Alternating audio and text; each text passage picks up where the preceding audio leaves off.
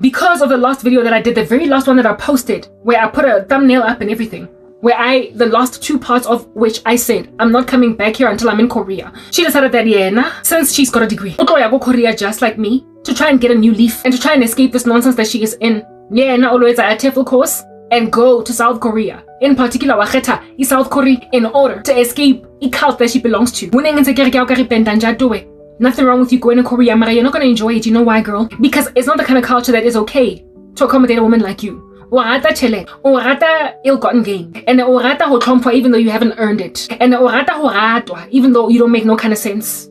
And how is in a favor as motho wa montsho or wa lekgowa, any other foreigner at all in a country like Korea? You're going to have a culture shock, njefela, where you're going to have no embracing of your person. Ha batho go embrace, ha batho go rata, ba ka go khafolela. Dieta tsa gago o dutse go training go metro. Ha o tlo ba le koloi ya hao.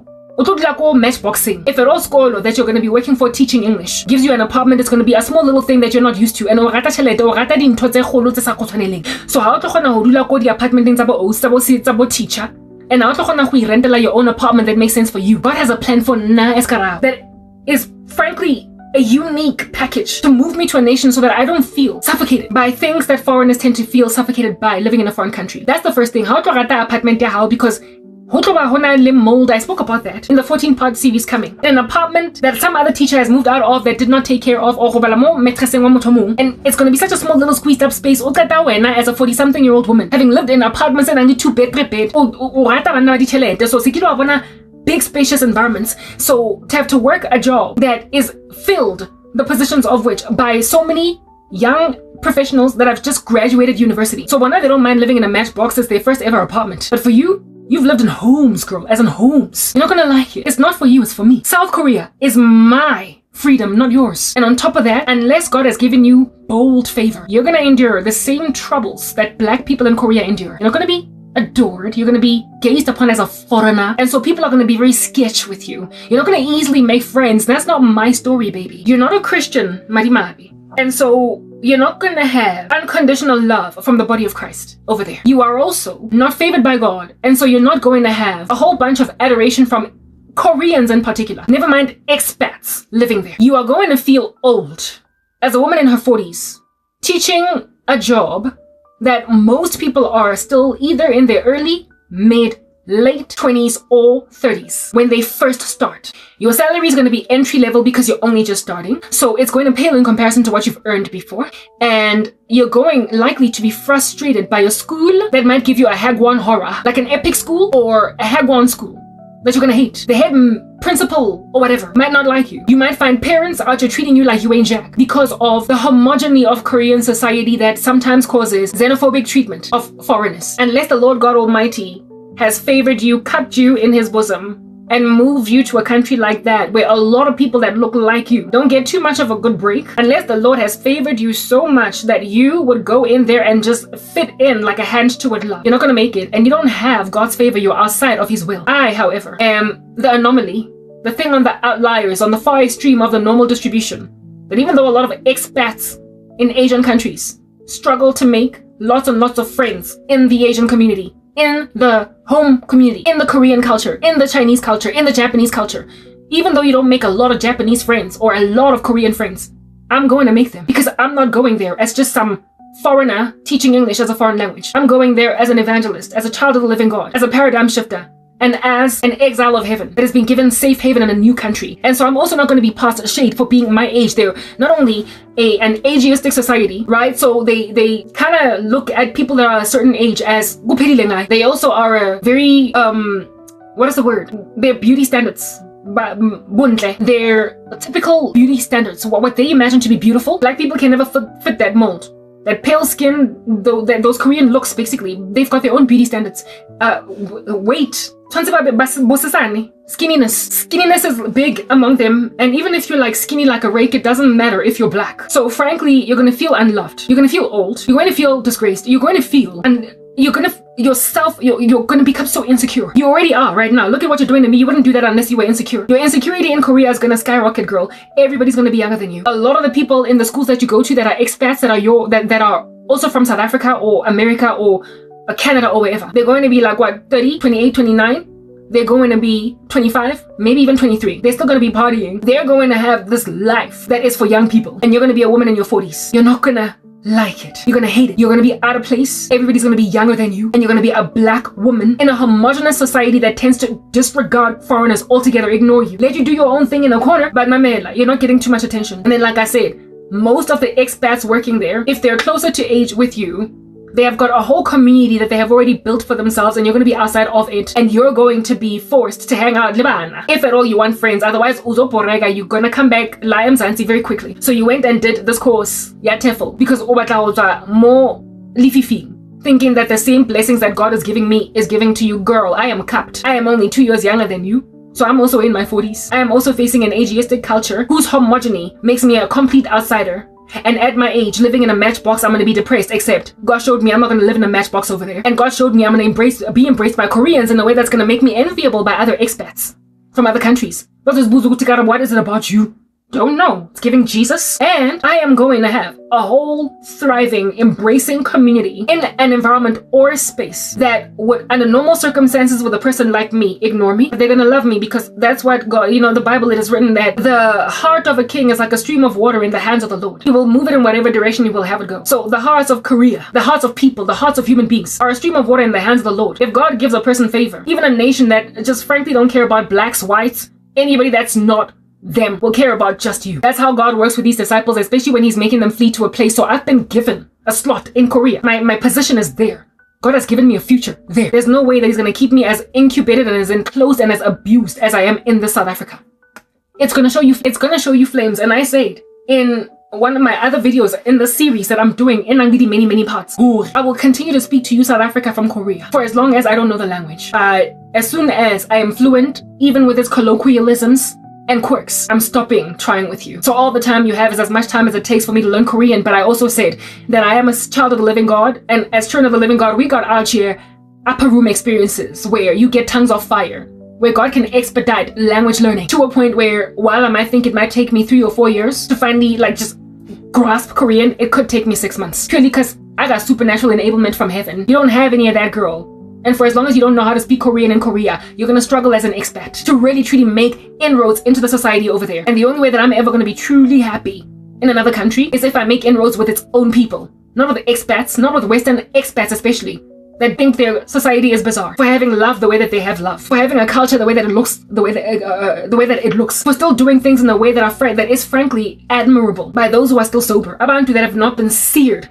in their consciences or in their love languages. Enough for them to think that it is just too much and too taxing and too body heat emanating to just be all up in the grill of the person you're in love with. I don't know about you, but I'm feeling that. But since y'all black men and Western culture are not trying to do any of that, I'm not trying to be with any of y'all. You're mentally ill. Some of us here in this world still want things the way that God will have us want them. And we are looking around at our societies thinking that you all are very bizarre for not wanting that which is absolutely excellent to desire. And so since your affections are ill-placed, I'm not doing what you're doing. Go and do it, but I'm not doing it. So Madimabi, ona o registering for a TEFL course. Baby girl, you and your zimbinches in the occult, nina nonke eningihoha, ngekhala, ukuthi ngiyokhuluma lana. Kankani lengiflitela lingipitsa ka diphala tsa lona tsa Satan. Limpinala dipina tsa sa etseng sense. You try to fail me in this course ya TEFL. And manje ha jona o ntshwarisa boroko. Le batla o ngfosta hore ke ska passa or ke ngale, ke throw in towel. Ke a tseba ntho le etsang akere. And hape modimo lena wa itseba wa ibona. So o nthusitse. Course ena le di modules tse 10 or the unit tse 10, and after unit 5, 7 and 10, Madimabi, you would know God has been showing me how you've been doing all this time. After unit 5, 7 and 10, you have to submit assignments, right? At the end of each unit, however, you do a test, and that test, you can sit that examination as many times as it takes for you to pass 70% minimum. The number of times that you can fail it, that would then boot you out of the system and say, sorry, we're gonna have to give you a refund. But with assignments, you get 2 resubmissions, and in total you get 3 submissions. So if you fail the first submission, you can submit again, and then if you fail the second submission, you can submit again. But after the third submission, listen, do you want your money back or what? You can't teach English as a foreign language. Because if at all you need this many resubmissions, it says that you're not ready to be a teacher. You are not responsible with other people out there in the wilderness that need to learn the language. So we can't just give you a TEFL certificate so that you can go and destroy other people's lives. Our organization here has a reputation to maintain. So we don't want people who hold our certificates failing so very many times that they evidently, like, if we're going to spoon feed you so many times with feedback and you still fail, no, baby, we can't let you teach English. We can't. Because then our reputation is going to be met with a tank, with a bruise, like an apple out, you're looking some kind of brown. Yeah, if we pass you. So we'll give you your money back, pro rata. That's how it works with the TEFL organization. The TEFL Academy in particular. The one that I went through, the TTA. Y'all wanted me to fail and y'all wanted me to maybe resubmit until I just can't no more. 10 units. 3 assignments. Not a single fail. Not a single resubmission. That's me, baby. Not even a single fail. I didn't have to resit a single assessment. And I didn't have to resubmit a single assignment. Because I've always been that girl. I don't fail. I am that girl. Why 80, 90, 100% in school. Not only did I not fail a single end of unit assessment, not even once. I didn't get less than 88% across the board. My lowest mark was 88% for my end of unit assignments. And then in terms of my assessment, end of unit assessments, and in terms of my assignments, I didn't resubmit, not even once. First time, baby, came back with a pass, every last one. And Imanje, Madimabi, God has been showing me how you be out here doing, or rather not doing.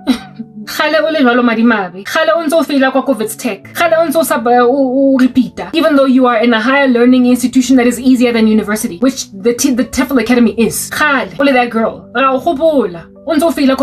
remember. You've been that girl. You've been distracted all this time. Desperate. God gave me a dream. As soon as I posted my content, sharing that I'm doing a TEFL course with the TEFL Academy. Because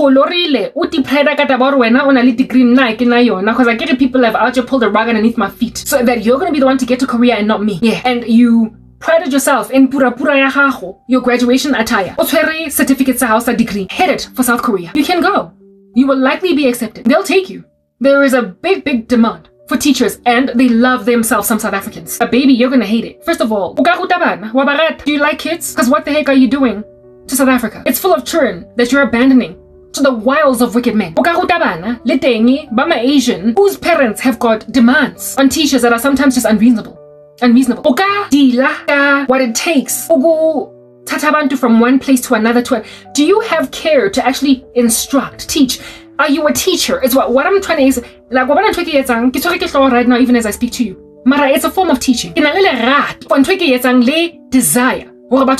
Finally, I'm out here making medication in a laboratory. I've got an actual passion, is what I'm getting at. For your healing, though, you don't got no desire, not even in the slightest. Listen, to get some healing day. You don't care to heal. All of y'all. But yo, am I not trying? Every time I be out here on some repent, little ones. You're sucky. No mangin. At the end of the day, I'm trying for you. It's clear. It comes from somewhere, that thing. It's a calling. And teaching is similar to what I'm doing. Unless you are called. It's repetitive. And abantu that just don't get what in the world needs to be did over here. You need to just find a way around. In WT, they're not getting around to getting did what needs to be did. You're dealing with people that you have to progress from one place to another, and your stats are going to speak volumes when you do it, or lack thereof.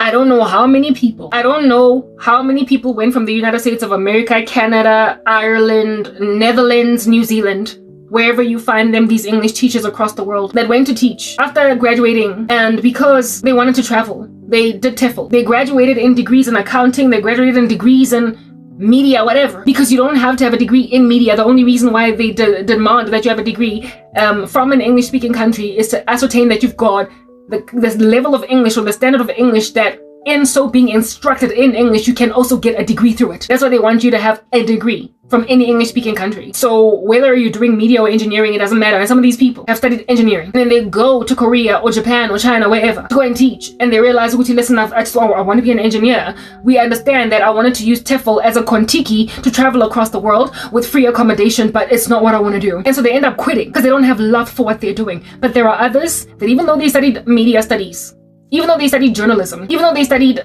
medicine, okay, I don't know of any doctor that out did a TEFL thing, even though they studied, give me whatever, business administration, once they were in the classroom, they just could do nothing but, because they realized, this here is my calling.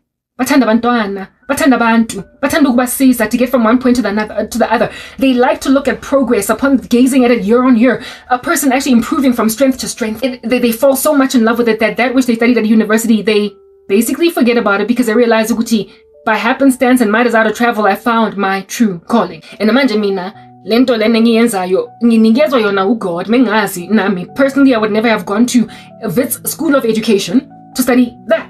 I never would have chosen teaching. Listen, never. Because I didn't want to deal with me as, however, this time around, from the vantage point of being a teacher, I didn't want to deal with high school students, primary school students. I did not want to deal with even adults that are just struggling to grasp certain concepts. I wanted to make money and lots of it in corporate as like something that makes a lot of money in corporate.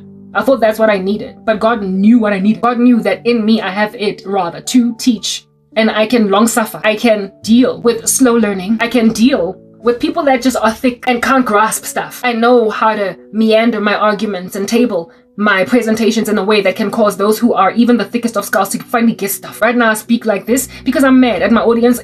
Like, it's bad students. It's horrible, horrible students. Like the ones in Dangerous Minds. Yeah. In my ministry, my students are like the ones by Michelle Pfeiffer got Dangerous Minds. Listen, you're living in a gangster's paradise. Coolio about to do a song on you. Hour after hour, minute after minute. That's what's giving. What's going on in the kitchen? You're like the students either in a sister act with Whoopi Goldberg or Bakwa Dangerous Minds. You ain't got no respect until you make your teacher quit. But the woman loves her so much that though she's a white teacher in a ghetto school, she goes back because she cares about these randos. That's who I am. It takes a calling to go back to students. It takes a calling. You understand? Manje, if you're not called for umsebenzi lona to a point where as umfazi womlungu fundisa black kids in the ghetto next if you're gonna go back and keep trying on them with new strategies over and over and over again to a point even with some of them, what's the real issue of why focus skolo? Why as a teacher go? If you don't have that in you as a teacher, maybe then don't teach, because you won't get them kids and dangerous minds all up in your class everywhere across the world. No matter where you go, you're never gonna get a class full of students, all of whom are your favorite. Every teacher has their favorite kids. Listen, the A student, Odulang Kofatsi, Shapile 4, with a bow in her hair, like cranky. Or the boy that's always out to ma'am. You won't love that kid. Listen, they're easy. They're easy on you like Adele song. Easy on you. You gonna get those easy on you kids. You gonna get them. And they're always gonna be sitting in front of your class. Yeah, but there's gonna be that gangster kid, man, at the back of the class. Shalalala, udom, getting got 25%. How come bad? But you can't go by that rando. You gotta find a strategy around that rando. You gotta find a way around that rando. And if as a teacher,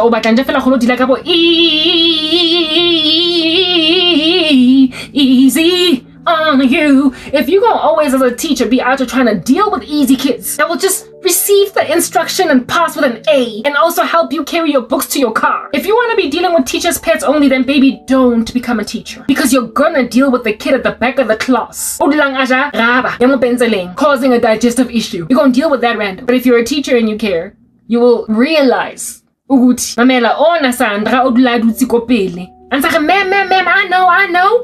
She's, like I said, easy to deal with, and to focus on her and her only would indeed make your life and your job a lot easier. But that one, he's dyslexic. That's why I saw a pass. The attention deficit disorder. Because is what pays. And so the kind of teacher that is willing to go and deny tatama magnifying glass, why I'm a binoculars. I find out, okay, this kid is dealing drugs because he's trying to pay for the hospital bills of his mom. When you find out, okay, that's the issue, you will be a little bit more compassionate towards that child. You will. It's rough. But you see, in order to be that guy or that girl, you gotta have a calling. Otherwise, I tell myself, you don't mean a thing. What the heck? Like, I don't know you. But why is this to me, guys, so cancerous? Why so? And yet, even though ngisabi sabotage yakhe, hlala bhatala ama bribe everywhere la emgaqweni. Angimoshla lo muntu angibhidlisela ikamva. He don't deserve to be seeing me. But if at all God is bringing me back, it's because he's saying, Garabo, I called you because I gave you the gift. That even though those rubbishes at the back of the class that can't catch anything of what you're teaching might be doing that which they do. I didn't call you only to reach the easy students? Can you deal with hard students random? Can you deal with bana that are just not going to grasp basic concepts? And nakona bana, can you deal with cancerous, ridiculous parents and not discriminate against the children whose parents gave you smack because ba go buy seats as a pair babule makaga wena ko habona? Ebe motswadi atla ko skolong atla go rasetsa ngwana a buile maka. Can you keep your cool in the midst of a kid like that? That's what teachers have to deal with. Do you understand? And you being, listen, Mamela, like a kiddie's swimming pool, you're gangster shallow. You are shallow. Don't no shallow human being out to be making any kind of sense being a teacher. And you want to go to Korea because you want to set yourself free from a cult? Dula mo jartenkel. Stay mo YouTube unzo eza chalte ka di ideas tsa bana ba bang. Keep on doing what you've been doing all this time. You're not a teacher. You are not a teacher. You can't be. You are not called for it. And Manje, Korea is very far away from home. You also got kids. Obasiele mang mewa how? Obasiele mang auntie. Obasiele mang nanny. Korea has got strict policies. Korea, unlike I believe China and Japan, but only strict policy ga immigration. They won't take you with your kids. They will take only you. They can take you with your cat, maybe your dog, but you don't get to go there with your children. They want to keep their society largely homogenous. You don't get to go there with your whole entire family. Babatla wena fela. So I have no battle zamaya ulo ruta ko Korea le batho ba 20. Le bona ka fela ke ha ba ka lo ruta le bona. They also have to have degrees and they also have to in themselves be epic teachers or hagwon teachers. That's how it is in Korea. You either go there by yourself or if you want to go with your husband, both of y'all better be teaching. Both of y'all going out to be applying for a visa that is going to make you a relevant person. You don't get to bring your stay-at-home wife with you as an epic teacher here. Other countries are for that. So since you want to go to the same country I want to go, can you take your kids? If you can't, you're irresponsible. You don't make no kind of sense. A TEFL course is not for you. You don't know. I started doing the course and I fell in love with it because I realized it's up my alley. I'm already a teacher. How teach again? You don't have the personality for it. But you actually want to inherit everything that belongs to me. And so God has been showing you the flames. So much that I say we keep on failing. The TEFL course or register the TEFL Academy, but that's it. Or you parted ways with my Shankura. How could I feel?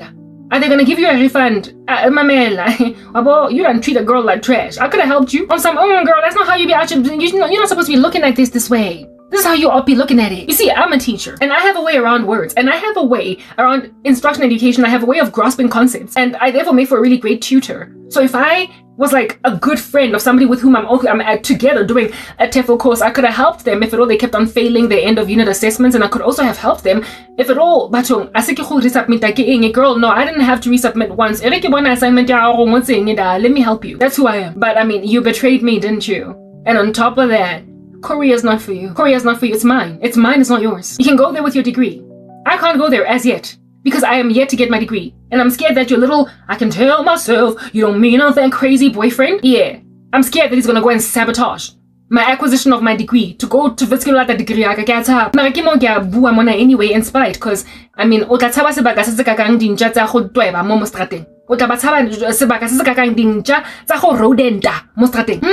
little rodents, when? How long are you going to keep on fearing? How long, girl? TEFL course the assessments, and now God is showing me that you are also busy resubmitting. I don't know which assignment you are at, whether you are at A. You can't be farther than where I'm at because you started more or less at the same time, but that's the thing about people that don't take this thing seriously. They think they can just Speedy Gonzalez do the course, think that they can just scan, read and move on to the next page. They don't do their own self-study. They don't actually invest time in it. And imagine if you're going to go and teach English as a foreign language to another country, if you're going to go and put yourself in a position where other people are going to invest their children's future in your hands, you have to take this course seriously. Because you are literally going out there to get other people's kids from one place to the next. You have to care enough. It is easy for an online course for you to just glide through it like you ain't jack. Because I mean, how easy rewrite the assessments, high 20 until you get the gist of what you more or less have to answer, and so that's the only way that you know what you're doing, but you don't actually know the content. It's easy for you to just glide through it, but you see, if you just glide through it and you don't actually study the material, that's when the assignments are gonna hammer you like you are on suicide watch. The assignments are the ones that catch out people who just glide through it. The assignments are the ones that evidence that you were not serious about studying all this time. The assignments are the ones that show that you just skimmed through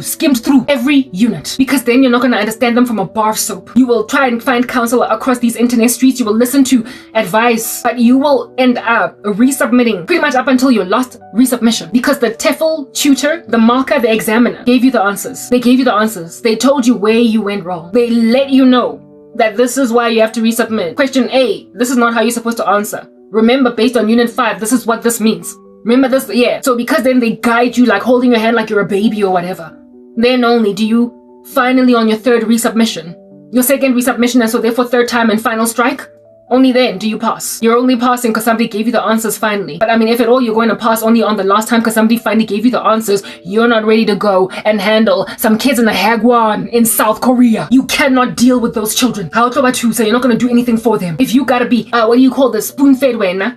And I don't but feeling so pressurized by school after school. Because that's what Hagwons are. After school after school. School after school. But about after school ka 9 busiu.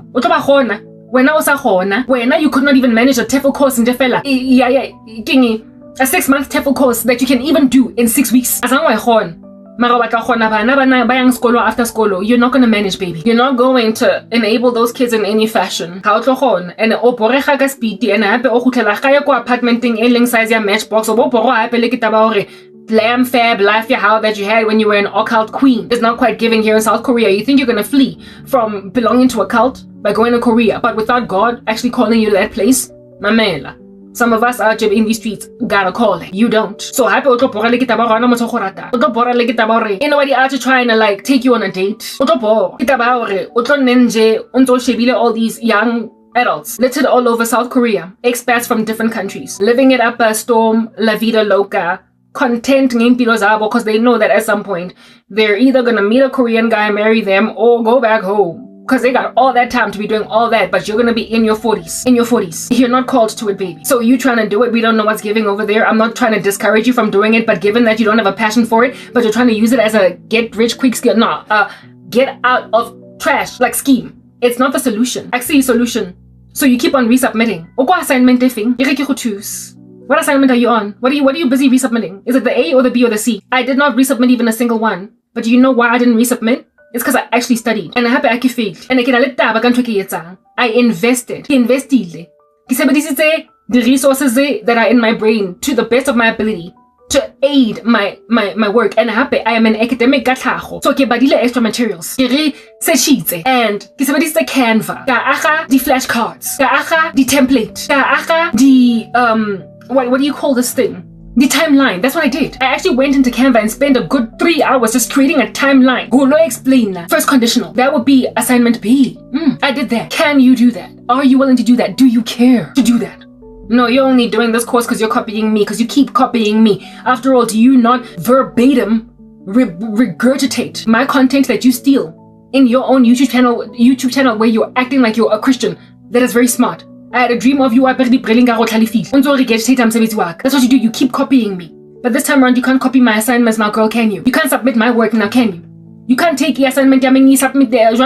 Assignment big first conditional and it's a lot. But if you know your stuff, it's doable, but it's onerous. It's one of those it's just a lot of work. It's a lot of work, but it's not tough. It's not hard. Assignment 1 is a lot of work, but not as much as assignment 2. And there's a lot of scaffolding in assignment 1 and 2. You basically get that's another thing. If you're gonna resubmit only a model assignment that you can look at the example of in order to fashion your own assignment. If you've got that kind of scaffolding, if you're enabled that much by something it says, do you understand? Assignment A and B both have scaffolding. But just as with any academic institution trying to train new students how to do essays, how to do whatever, when you're in first year, they will scaffold you in your first assignment, but listen, from your third assignment, you're running free like Forrest, baby. That's what they did at Edwards. Things become increasingly difficult with progression. The course becomes increasingly harder with progression. So assignment C, even I commented in the survey at the end of the course, where they ask you questions, so what did you think? I was like, Yazin, guys. Proper. If I was speaking Zulu, I would have started that sentence with Yazin. I said to the TEFL Academy, you actually trying to prep some teachers for some stuff, right? But in all fairness, for assignment C, you did not prepare the students with the material. You threw them in the deep end because it is sitting at the level of second-year university students, that assignment. If you don't have that level of analytical power, brain power in your brain, you're not gonna submit that assignment once. You're gonna do it I literally called them out on Indabayoguti. There was not sufficient preparation for the deep end that assignment C threw people into. There was not sufficient preparation. But if you were serious about assignment 1 and 2, Assignment C will catch you off guard, it's so deep, but you'll do it, just with a little bit more research. One thing that they certainly say in assignment C is you gotta do your own research. You have to do a whole chunk of your own research, and this time around there's no scaffolding. There's no template to help you answer assignment C. You gotta write essays, C2, and you have got to come up with some pretty elaborate advanced class, as in C1 to C2 on the CEFR scale. Lessons. You have got to come up with a lesson plan from just your thumb, baby. Yeah, innovate.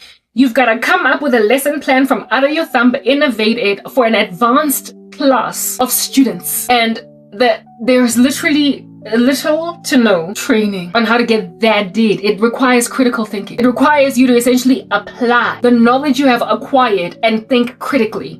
The critical thinking of which cannot be done on your behalf in the course material. It gives you only a skeleton. The answer, listen, you have to innovate the living daylights out of that assignment. It's ill prepared. I lament it. I said so. I sent them in, what do you call this thing? In the survey at the end. I was like, yeah, naturally good depend. You did that. You did not prepare the students for that. You didn't train them for it.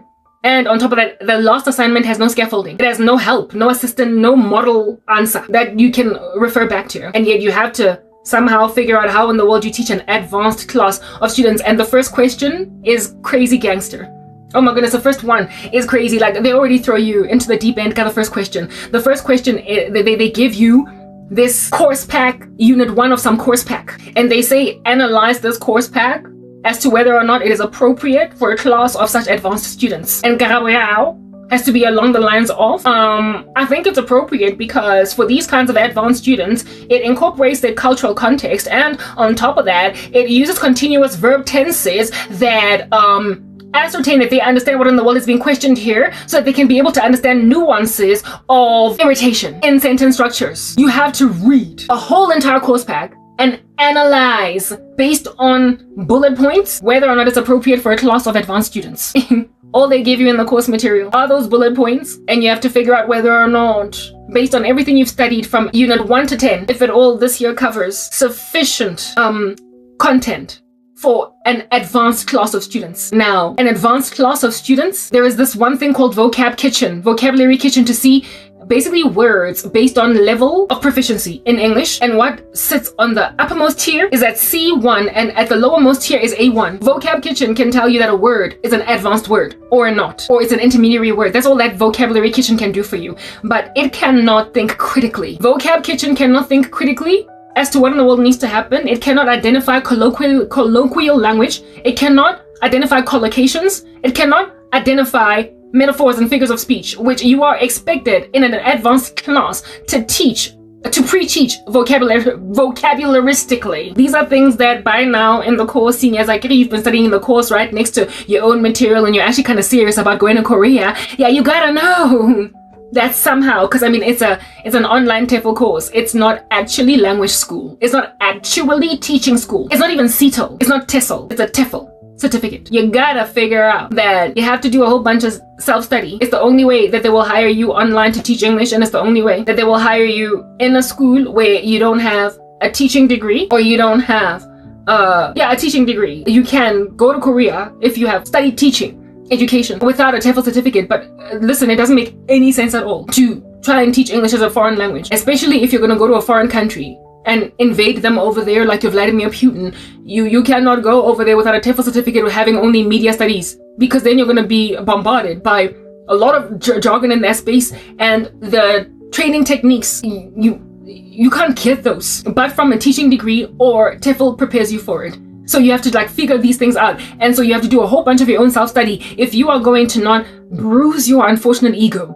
by failing assessments time and time again with you being spoon-fed. If you get spoon-fed by assessors in the TEFL Academy or whatever TEFL organization you are going through, if you're being spoon-fed over there, my dear darling, then you're going to need spoon-feeding out there in the wilderness, which is why all these people, they keep on saying that you don't really need a TEFL certificate to teach English.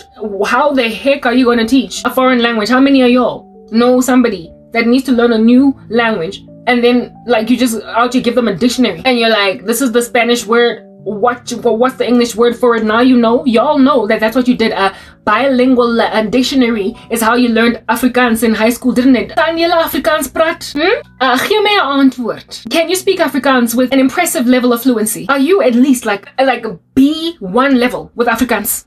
No. But you were doing it for how many years, baby? You need to tell the sister now. 12. And yet English, you know English with fluency. Why?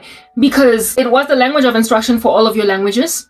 So they taught you geography in English, they taught you science in English, they taught you maths in English, but they did not teach you they didn't teach you maths and Afrikaans. And so if something is your first language, it is expected of you to be fluent in it, to understand it, to grasp it, and to therefore study with it. Meaning that you're kind of forced to learn it. And the way that you learn it is indeed by elicitation, content heavy studying of English, where it is that you're learning another subject using English. So which is why exams like the IELTS in the United Kingdom is important for students who want to study in a UK university while coming from a nation that is not native speaking English. They have to write that exam to prove that they can indeed study psychology in English as opposed to in French. So they gotta write that exam, and we as TEFL teachers help these students prepare for such exams as these sometimes. It's one of the fields in which you can branch into. Ukusiza abantu. Ukustudy content ngesingis. So we were able to get fluent in English as South African students because it's spoken in our homes. It's taught. It's a language of instruction in our schools, even if we come from households tsaSezulu or tsaSetswana. Mara Afrikaans batswadi ba rona ha ba re buisi yona. Neither are teachers teaching us our languages in Afrikaans unless it's an Afrikaans school. So the way that we were taught Afrikaans on the come up was the methods that are used in order to teach English have improved over time. They have figured out, like trial and error, what works best to learn a new language as a person that does not have this as a first language. And back when we were growing up, Afrikaans, mamela, grammar. They were just throwing grammar down our throats. Nobody was eliciting. And that English Afrikaans dictionary, remember it? Yeah, that's how you be out your writing Afrikaans essays. Just direct translation and no regard for grammar and collocations in Afrikaans. Like, listen, it was rough. And even some of the most brilliant students in school could not out just slap you with a whole Afrikaans essay that is like proper. That's why teachers have to mark our essays in a graded fashion. Otherwise, all of us would have gotten E's, F's, Q's, and Z's in Afrikaans essays because they sucked. If a person that is a native Afrikaans speaker were to read some of our essays to Afrikaans, kat en vark het vir die dinges gedoen is, and you still get a C for that, it's because you've been graded, based on Ndabeguti is not your first language. So that's the only reason why we were able to pass the Afrikaans, but it was badly taught. However, if we had been taught Afrikaans in a TEFL type environment as a second language, we would have likely been a lot more fluent in it as Black kids and other races of kids where it was not our first language. Where Afrikaans was not our first language, we would have likely succeeded to learn it better, and today we'd be more proficient in it because listen, 12 years of learning a language is more than enough time for you to be fluent in it, and yet we got out of all of those schools in South Africa with Afrikaans looking some kind of shaky. We write it horribly, we hear it horribly, but we hear it better than we write it and also read it. And I mean, of course, if at all an Afrikaans speaker are to be speaking at the pace at which they speak Afrikaans, we're gonna be like dazed. We won't know what in the world is going on over there. The pace, how fast they speak it will throw us off. And these are things that are regarded in the TEFL environment. Barely ever in Afrikaans did we use authentic materials. Like, did they bring Afrikaans newspapers for us to read? No. And yet those were more realistic to the language learning environment that we were trying to emulate, but none of that was done when we were on the come up. There were these rigid texts that were heavily graded, that were made for that particular study. Do you understand what I'm saying? That were used to teach us Afrikaans. And so by the time we matriculated, it's like we felt like Afrikaans was good riddance. Otherwise, not today. It would have been a perfectly healthily, well-rounded, fluent language that we now speak, if at all it was taught in the way that language is not today being taught. But no, we didn't get the benefit of that doubt. So no, you cannot teach English as a foreign language without a TEFL certificate any kind of successfully. You will just confuse a student, you won't know what to do, and you will likely be out using a bilingual dictionary and trying to translate Spanish into English and English into Spanish, and it's just not going to work. It's just not going to work, especially with, what is that thing? Like words, a false friend, like a word that sounds like it's one word in your native language, but it's completely different in another language, but it is spelled exactly the same and sounds more or less exactly the same, but it means a completely different thing. Things like these, you need to be able to know as a teacher, teaching English as a foreign language. And a lot of times our Afrikaans teachers also spoke a whole bunch of English with us to help us understand concepts. But when you're teaching in a foreign country like South Korea, where you don't know Korean, you're expected to teach Korean people English while you don't know a single word of Korean. That's how TEFL works.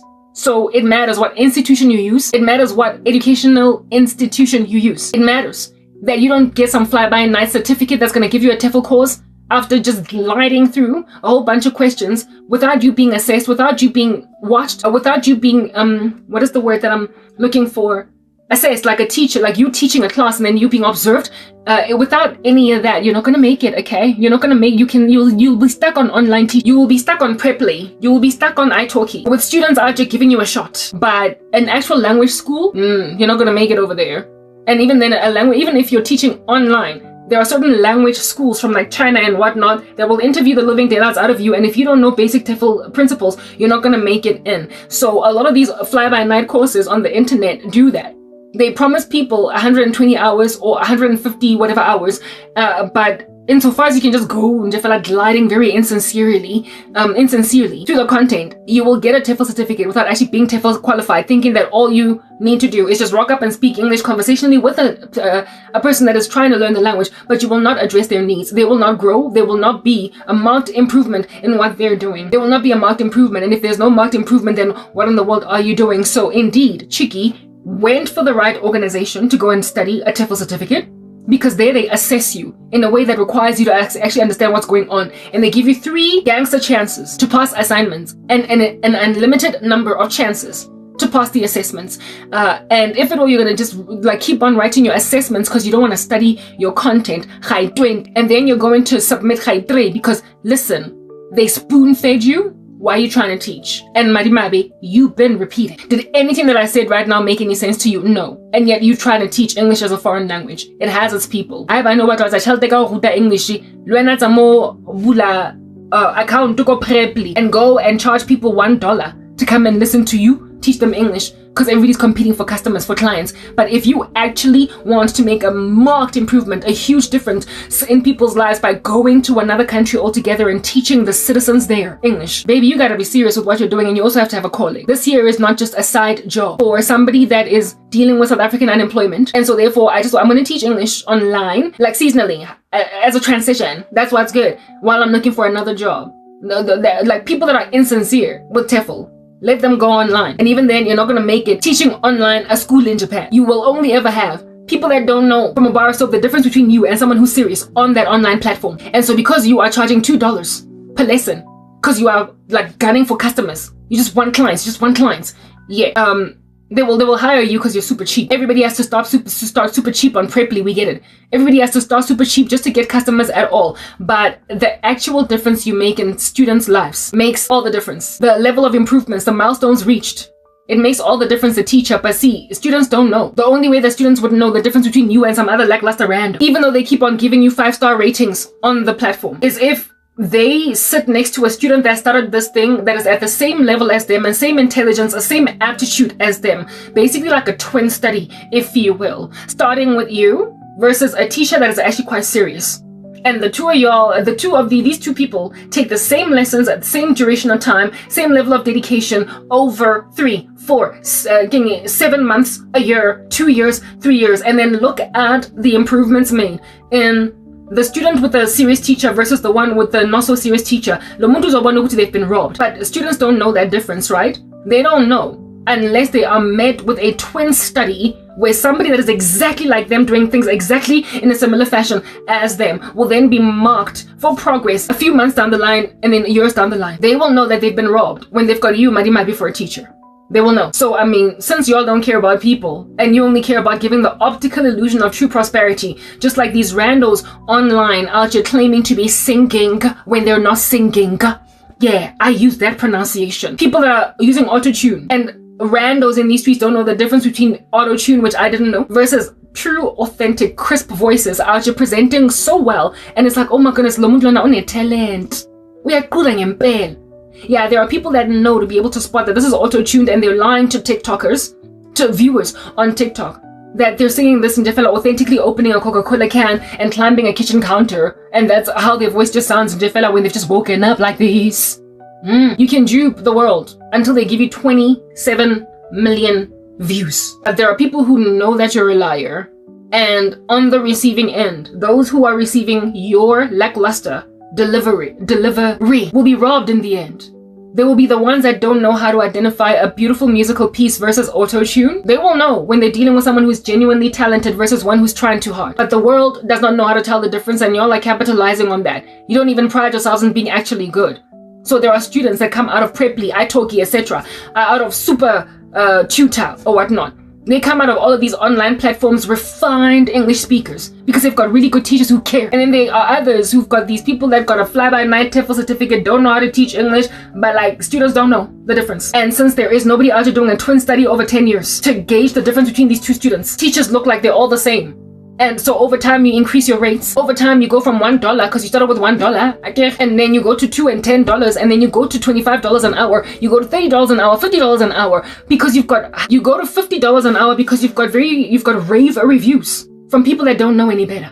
In the same way that people on TikTok watching somebody claim that they can sing when they've got auto-tune on, giving them views, liking, and until a person is sitting on 27 million views, and it'll make an individual that is genuinely singing really well look like they ain't jack insofar as the algorithm is not pushing them. There are people who know the difference, and God is going to make sure that that difference becomes stark. It becomes clear over time. It's going to be clear what's been fool's gold all this time.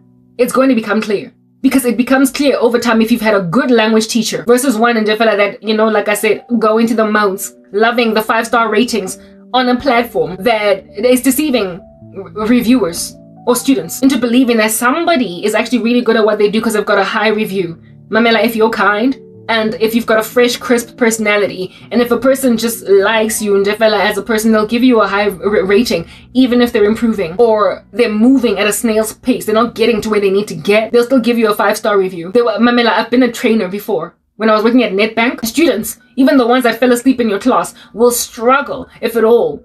They give you a rating to give you out of 5, 2, because they don't want to hurt your feelings. So high ratings are not necessarily representative of the value or the quality of a teacher.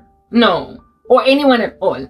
It just speaks of human psychology. Since I see you giving me a rating, okay, I don't want to hurt you, so I'm going to give you a 5. Therefore, when I was a trainer at Netbank, I always got 5s. 4.5s and 5s, 4.5s and 5s, 4.5s and 5s from all the students because they didn't want to hurt my heart. They didn't want to break my heart. I was fresh, I was kind, I was nice. Whether or not I was actually really good at what I did, I could never ever figure that out. The only way that I knew that I was good at my job was if, a fellow trainer, my boss, or a manager from outside, from the branches, came in to sit in on my sessions, watched my training from beginning to end, and then gave feedback to my boss. That's the only time I valued feedback, because lo muntu lona megeza vele to see if at all the trainers go ahead field Pretoria were any good. And when one lady in particular gave this rave review to my boss until my boss begged me not to go when I finally resigned, that's when I knew that, oh, I'm good at what I do. My other students, I took it with a pinch of salt. How good I am, how good I was at teaching, at training, I gauged it only because a peer agreed that I was good. That's how I knew I was good. That was my barometer by which I measured my excellence.